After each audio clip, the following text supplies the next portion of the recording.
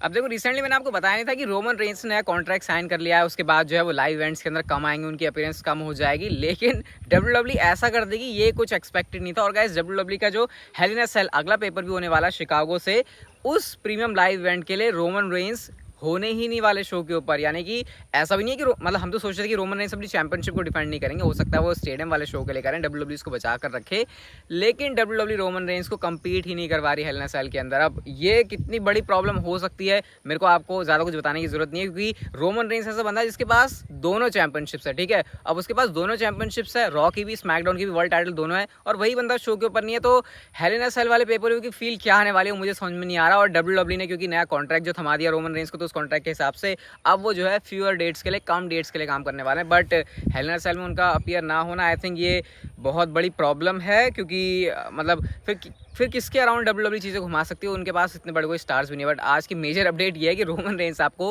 Hello in a cell pay per view के अंदर नहीं देखने को मिलेंगे। आपके इसके ऊपर रिएक्शन क्या है, क्या आप कहना चाहोगे कि मतलब दोनों चैंपियनशिप देने के बाद अब वो बंदा शो के ऊपर कम्पीट नहीं कर रहा, उसके बारे में आप लोग मुझे बता सकते हो। और जो अगली इससे जुड़ी स्टोरी है वो है कोडी रोड्स के बारे में, ठीक है। अब रोमन रेंस नहीं है हेल इन अ सेल की अट्रैक्शन, वो बात ठीक है, लेकिन कौन वो बंदा है जो कि जिसके अराउंड डब्ल्यूडब्ल्यू जो है जिसको पोस्टर बॉय बनाने वाली है, तो वो बंदा कोई और नहीं बल्कि आप लोग इस समय स्क्रीन के ऊपर देख सकते हो, ये हेल इन अ सेल की एडवर्टाइजमेंट है। एंड ऑब्वियसली पहले तो अगर आपको रोमन रेंस वाली चीज़ नहीं पता होती तो आपको शौक लगता, लेकिन यहाँ पर आपको शौक लगने वाली बात नहीं है।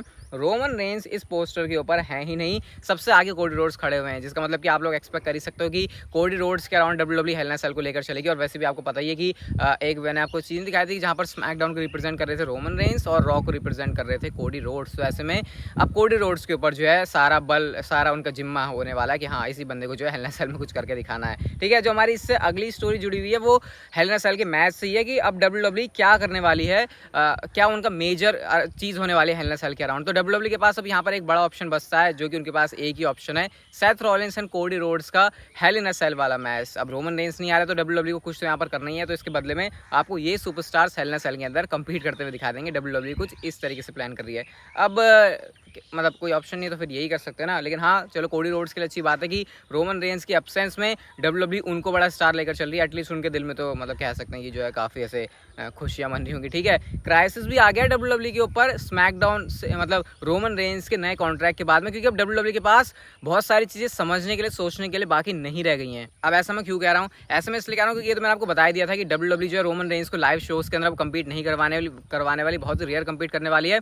तो ऐसे में अगर स्मैकडाउन का कोई हाउस शो होता है तो आखिर किसके नाम पर डब्ल्यूडब्ल्यू टिकट्स बिकवाएगी। चलो ड्रू मैकिंटायर शो के ऊपर एक बड़ा नाम है, लेकिन फिर क्वेश्चन ये है कि उनका अपोनेंट कौन होगा। तो ऐसे में अब डब्ल्यूडब्ल्यू को जो है ऐसे वाले शोज़ के ऊपर शायद हो सकता है ज़्यादा फोकस करना पड़े जहाँ पर दोनों ही ब्रांड्स के सुपरस्टार हों, क्योंकि जो एक ब्रांड का स्मैकडाउन का मतलब डब्ल्यूडब्ल्यू का सबसे बड़ा स्टार है रोमन रेंस, वो तो शोज़ के अंदर आने नहीं वाला। तो ऐसे में कुछ ना कुछ मसाला डालने के लिए डब्ल्यूडब्ल्यू को दोनों शोज़ या तो एक ही साथ में करने पड़ेंगे, मतलब जो लाइव शोज़ हैं, लाइव इवेंट्स वाले शोज़ हैं, उसमें रॉ स्मैकडाउन दोनों ही बंदे होंगे। नहीं तो फिर डब्ल्यूडब्ल्यू को सिंपली ये करना पड़ेगा कि भैया स्मैकडाउन में ड्रू मैकिंटायर है, उनके सामने कोई बंदा रख दो और जो है ऐसी क्राउड को निपटा दिया। तो ये contract I think Roman Reigns के लिए बहुत सही है कि उनको कम डेट्स के ऊपर काम करना पड़ेगा, लेकिन अगर हम डब्ल्यूडब्ल्यू के बिजनेस के हिसाब से देखें तो हो सकता है चीज़ हेल्प भी कर जाए। मतलब मैं ये नहीं कह रहा, क्योंकि हो सकता है रोमन रेंस की रेयर अपीयरेंस करने की वजह से जब भी वो शो के ऊपर आए तो फैंस की जो है उसके ऊपर अटेंशन ज़्यादा, और चीज़ों को डब्ल्यूडब्ल्यू को रेयर बनाना भी काफ़ी पसंद है। ऐसा नहीं है कि उनको हर बार सारी चीज़ें गिव अवे करनी होती है। तो आई थिंक उस हिसाब से देखा जाए तो सही भी है, बट मैं ज़्यादा एंगल के हिसाब से देख रहा हूँ तो मेरे ख्याल से ये रोमन रेंस का जो कॉन्ट्रैक्ट है कहीं डब्ल्यूडब्ल्यू के ऊपर उल्टा भारी ना पड़ जाए, मुझे पता नहीं ऐसा क्यों लग रहा है। अब चलो ये तो बात हो गई रोमन रेंस के कम शेड्यूल में आने की, लेकिन क्या रोमन रेंस पार्ट टाइमर बन गए हैं? वेल है, हम लोग एग्जैक्टली भी नहीं कह सकते, क्योंकि जब कंपेयर किया जा रहा है ब्रॉक लेसनर से उनका स्टेटस, तो ऐसे में बात ये सामने आ रही है कि नहीं रोमन रेंस कंपीट कम करेंगे, बट वो उतना भी कम नहीं होने वाला जितना वो ब्रॉक लेसनर कंपीट करते हैं शो के ऊपर, ठीक है। तो अभी भी रोमन रेंस की जो अपीयरेंसेस हैं वो ब्रॉक लेसनर से ज़्यादा होने वाली हैं, बट इतनी भी ज़्यादा नहीं कि हमको लगे कि वाह भैया रोमन रेंस तो बहुत आता है शोज़ के ऊपर, वो बहुत सारे मैचेस के अंदर कंपीट करता है। तो ये जो है डिफरेंस अभी आपको Roman Reigns and Brock Lesnar के उसमें देखने को मिलेगा। कह सकते हो रोमन रेंस पहले जैसे थे फुल टाइमर, अब वो ये नहीं कह सकते कि वो फुल टाइमर है, उनका शेड्यूल काफ़ी लाइट हो गया है। मतलब एज के कंपेरिजन भी अगर मैं देखूँ ना, जो कि अपने आप को पार्ट टाइमर कहा करते थे एक टाइम के ऊपर, मतलब अपनी रिटर्न के बाद में, उनसे भी कंपेयर करें तो रोमन रेंस का जो शेड्यूल है वो काफ़ी ज़्यादा लाइट हो गया है। मतलब ठीक है, ब्रॉक लेसनर जैसा भी नहीं है, बट ब्रॉक लेसनर से थोड़ा सा ही ज़्यादा, और आपको शायद हो सकता है ब्रॉक लेसनर वाली फील दे, क्योंकि हमको लगातार रोमन रेंस को शोज़ के ऊपर देखने की आदत है, और अगर वो नहीं होते हैं even paper views premium live event के अंदर भी, तो कहीं ना कहीं लगेगा यार कि रोमन रेंस की जो अपसेंस है वो काफ़ी ज़्यादा डब्ल्यूडब्ल्यू के अंदर खल रही है। ठीक है, ड्रू मैकिंटायर की एक डिमांड थी जो कि अब डब्ल्यूडब्ल्यू के अंदर पूरी नहीं हो सकती। एक उनकी रिक्वेस्ट थी आप लोग कह सकते हो, और वो था ट्रिपल एच के साथ मैच करना। तो रिसेंटली अपने एक इंटरव्यू के अंदर ड्रू मैकिंटायर ने ये कहा कि हर साल जब भी रेसलमेनिया आती थी मेरे वापस आने के बाद से, मैं हमेशा इस वाले आइडिया को पिच करता था कि मुझे ट्रिपल एच के साथ मैच रेसल करना है, बट वो चीज़ अब पॉसिबल नहीं हो सकती, आपको पता है, क्योंकि ट्रिपल एच जो है वो रिटायर हो चुके हैं। ड्रू मैकिंटायर ने कहा, इवन मैंने ट्रिपल एच से जाके खुद भी ऐसे बोला था कि क्यों ना हम लोग साथ में मैच करें। तो इस पर ट्रिपल एच का हमेशा जो जवाब है वो ये होता था कि स्टोरी यहाँ पर क्या है। तो ड्रू मैकिंटायर कहते थे ठीक है मैच तो कर लेते हैं, मतलब आइडिया तो देख लेते हैं, उसके बाद हम जो है इसके बारे में सोच लेंगे कि क्या हम स्टोरी बना सकते हैं, इसको फिगर आउट कर लेंगे। बट एट द एंड वो चीज़ जो है कभी भी नहीं हो पाई, और ड्रू मैकिंटायर का जो सपना था ना ट्रिपल एच के साथ मैच करने का, अब वो उस तरीके से भी पूरा नहीं हो सकता। लेकिन एक और सपना है ड्रू मैकिंटायर का जिसके बारे में उन्होंने इंटरव्यू के अंदर फिर से बात करी, और वो था उनको यूरोपियन चैंपियनशिप वापस लेकर आनी है। आपको पता है डब्ल्यूडब्ल्यू के अंदर पहले एक चैंपियनशिप हुआ करती थी, यूरोपियन चैंपियनशिप वो थी। तो ड्रू मैकिंटायर ने यहाँ पर कहा कि देखो वैसे ही डब्ल्यूडब्ल्यू के अंदर जो टाइटल्स हैं वो काफ़ी ज़्यादा हो चुके हैं, तो ऐसे में नया टाइटल लाने की ऐसे कोई खास जरूरत नहीं। लेकिन उन्होंने कहा कि एक बार मैं उस टाइटल को लेकर आना चाहता हूँ, और मैं चाहता हूँ मैं उसे जीतूँ, और उसके बाद मैं उसको खुद फिर से इज्जत से रिटायर कर दूँ। तो ये ड्रू मैकिंटायर की डिमांड है, और आपको पता है डब्ल्यूडब्ल्यू के अंदर इस समय टॉप स्टार्स में से एक है ड्रू मैकिंटायर। तो ऐसे में डब्ल्यूडब्ल्यू जो है उनकी बातों को सुन सकती है। तो चांसेस हैं कि अगर डब्ल्यूडब्ल्यू चाहे और उनका थोड़ा सा भी ऐसा मन हो ड्रू मैकिंटायर की ख्वाहिश पूरी करने का, तो आपको यूरोपियन चैंपियनशिप डब्ल्यूडब्ल्यू के अंदर दोबारा से देखने को मिल सकती है। लेकिन हाँ वो आएगी, लेकिन उसके बाद रिटायर भी हो जाएगी, क्योंकि ड्रू मैकिंटायर को उसको ला के जीत के बस रिटायर करने का ही प्लान है। अब देखो हमने रिसेंटली अभी डब्ल्यूडब्ल्यू के शो के अंदर देखा, मतलब सोनी डेविल को हम लोगों ने देखा कि उनको जो है जो उनका ऑफिशियल वाला रोल मिला हुआ था, अब उनसे उनको निकाल दिया गया है। तो ऐसे में क्या डब्ल्यूडब्ल्यू किसी रिप्लेसमेंट की तरफ देख रही है?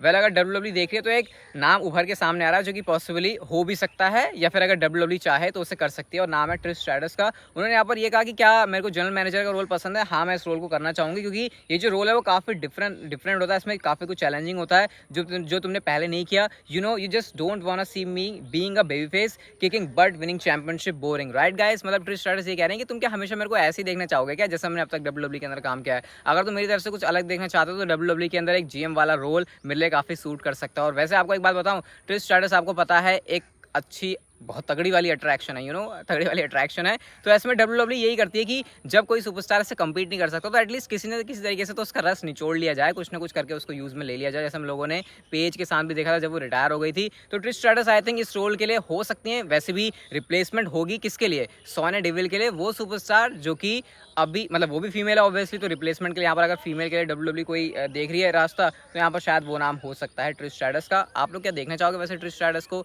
मैं तो वैसे देखना चाहूँगा, उनकी वजह से थोड़ा ग्लैमर भी आ जाएगा शो के ऊपर, और शायद वो बहुत सारे यंग डब्ल्यूडब्ल्यू फैंस को, इवन अब तो बच्चों को भी अट्रैक्ट कर सकता है। ठीक है, हम चलते गाइस हमारी आज की नेक्स्ट एंड फाइनल स्टोरी की तरफ। और एक बड़ी इंटरेस्टिंग चीज़ हुई डब्ल्यूडब्ल्यू के ट्रेंटन वाले हाउस शो के अंदर, जहाँ पर रोमन रेंस से और एक फैन के साथ रोमन रेंस का इस तरीके से इंटरेक्शन होता है, जहां पर पूरी तरीके से ऐसा नहीं लग रहा था कि रोमन रेंस किसी फैन से बात कर रहे हैं, और वो फैन को देख के लग रहा था कि वो किसी सुपरस्टार से बात कर रहा है। ऐसा लग रहा है दो जानी दुश्मन है जो आपस में भिड़ चुके हैं। आप लोग वीडियो के अंदर देख सकते हो रोमन रेंस यहाँ पर शो के ऊपर कम्पीट कर रहे हैं, लेकिन वो जो बंदा वो बार बार रोमन रेंस को पोक कर रहा है, उनको बू कर रहा है, और रोमन रेंस भी कम नहीं है, वहां से उस फैन को सारे के सारे जवाब भी दिए जा रहे हैं। मतलब देख रहे हो आप यहाँ पर इस वीडियो के अंदर जितनी बार भी वो फैन रोमन रेंस को कुछ ना कुछ बोल रहा है, रोमन रेंस भी उसका जवाब दे रहे हैं, और जब रोमन रेंस के साथ कुछ बुरा हो रहा हो, पिट रहे हैं, तो उस चीज़ को फैन काफ़ी इंजॉय कर रहा है। इवन डब्ल्यूडब्ल्यू ने खुद से भी इस क्लिप को ना अलग से निकाल के अपने डिजिटल प्लेटफॉर्म्स के ऊपर डाला हुआ है कि भैया देखो क्या कमाल की चीज़ हुई इस लाइव इवेंट के अंदर। वैसे लाइव इवेंट के अंदर यही मजा है कि